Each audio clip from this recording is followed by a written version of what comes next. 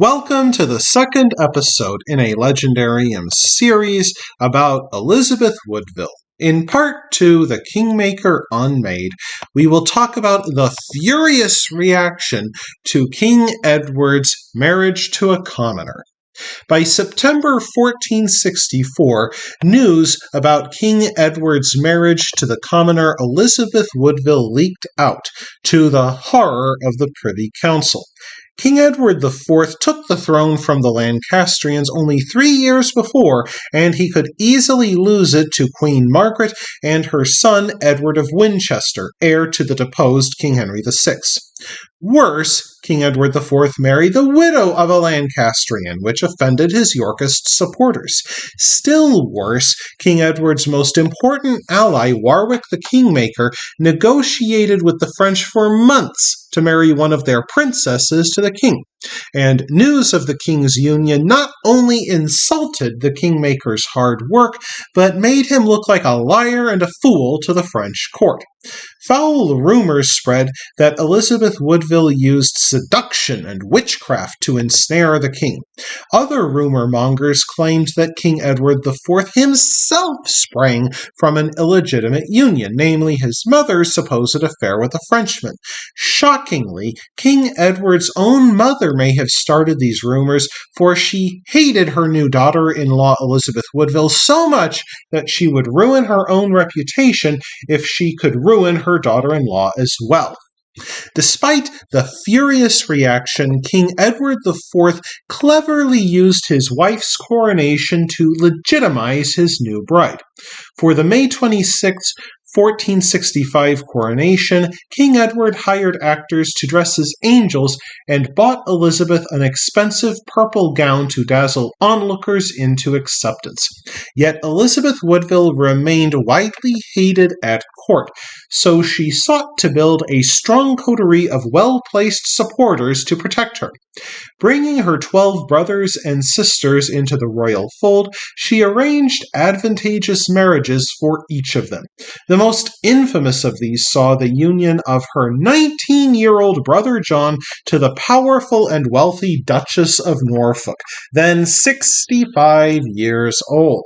Such actions made it easy for her enemies to portray her as an inveterate schemer who promoted the interests of her family, not the kingdom. Yet the Queen's actions fit in with her husband's own policy of reconciliation with the Lancastrians, hoping that forgiveness would bring peace. Additionally, Queen Elizabeth Woodville showed that she could act in the kingdom's interest. Margaret of Anjou, queen consort to the deposed King Henry VI, founded Queen's College in Cambridge to, in her own words, laud and honor the gender feminine. When King Edward IV sought to close the college, Queen Elizabeth Woodville stepped in to refound it in 1465.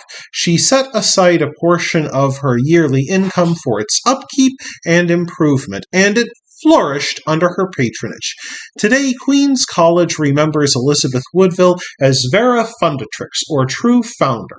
Her portrait now hangs in the college's old hall. Her marriage to King Edward IV also proved fruitful. The couple had a daughter also named Elizabeth of York in 1466, Mary of York in 1467, and Cecily of York in 1469. Yet Queen Elizabeth Woodville's shameless promotion of her family and failure to have a son and heir made her many enemies, none more bitter than Warwick the Kingmaker. By taking the advantageous marriages for her family, she kept the Kingmaker from promoting his own family. When Elizabeth Woodville thwarted the Kingmaker's plans to marry his nephew to a wealthy heiress, the Kingmaker decided to unmake King Edward IV. He sought the support of King Edward's disgruntled and mentally unstable younger brother, George, Duke of Clarence. Together, they overthrew King Edward IV in 1470. A heavily pregnant Queen Elizabeth Woodville sought sanctuary with her 3 daughters in Westminster Abbey while her husband fled to the continent. From the Abbey, Queen Elizabeth Woodville could only watch as the Kingmaker arrested and executed both her father and one of her brothers for treason at the urging of the Duke of Clarence. Grief-stricken and powerless, Queen Elizabeth nonetheless gave birth to a son named Edward, whom she named after his father. By doing so, she assured the future of the York dynasty, even though her husband remained an exile. And because Warwick the Kingmaker would not violate the law of sanctuary, she and her son and daughters remained safe within the walls of Westminster. The former queen spent months in the abbey with her enemies in power, but her fortunes changed in May 1471. In that month, her husband traveled to Burgundy and convinced local power brokers to finance his return to England. King Edward IV returned with an army of 6,000 men and crushed the Lancastrians at the Battle of Barnet. The Kingmaker died when he fell from his mount, and his horse trampled him to death.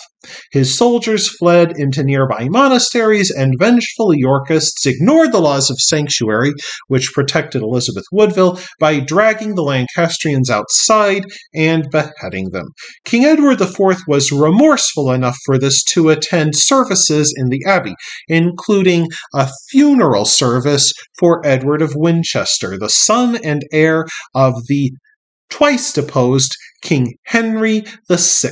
With the Lancastrian dynasty seemingly wiped out, the York dynasty was firmly back in charge.